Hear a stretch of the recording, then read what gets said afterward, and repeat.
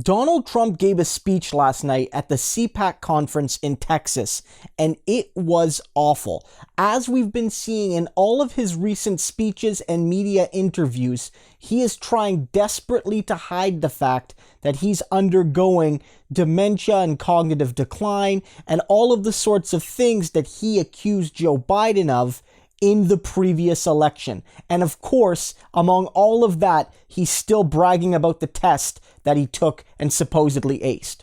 Border Patrol. Overall, illegal youth arrives, and arrivals are up nearly 5. The oldest newspaper in America, and one of my favorites, it's a great one, the New York Post.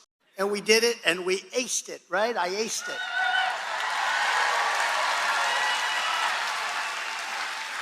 And one of the doctors said he's never seen anybody that aced it. And some of those questions are not easy, I will tell you that.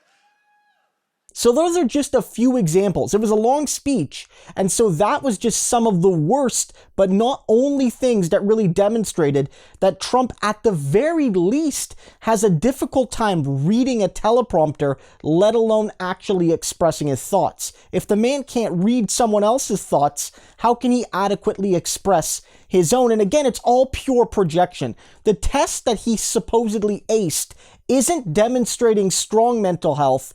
It's just the absolute baseline to determine that you're not undergoing something that would shock doctors clinically. So passing that test is not any sort of affirmation of your health, but rather just not 100% proof that you're absolutely in the gutter. And again, I don't want to mock Trump for this, but I do want to bring it up for a couple reasons. One, it's a bit of karma. This is a guy who made the last election a referendum on the mental health and cognitive health and, mental strength of his opponent. A guy who said Sleepy Joe hundreds, if not thousands of times in the last election doesn't get to defend himself when people make the same accusations at him and there's similar levels of evidence, in some cases more so. But it also matters because Republicans are always trying to portray this position of strength. And this tears down Donald Trump fundamentally, really showing that he is weak.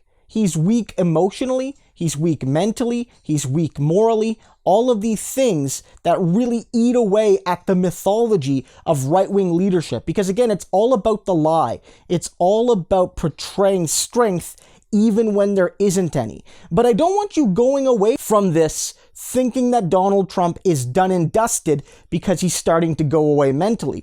The polls at this conference show him with a massive lead. Basically, a supermajority of people choose him for the 2024 nominee. He's not going away. And as he noted, trying to make an example out of him or impeach him or whatever only makes him more evil. Became a different man when the Democrats viciously stated that they wanted to impeach him.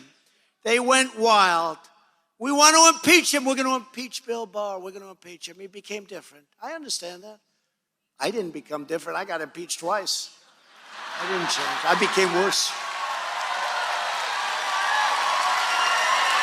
I became worse. So that should be a lesson to Susan Collins being like, oh, Trump learned his lesson when we impeached him. No, Donald Trump can only be defeated when everyone unites against him. You're not going to shame him or lecture him or, sanction him into decency. He needs to be defeated because although he's mentally weak, he is very dangerous with a cult-like movement behind him.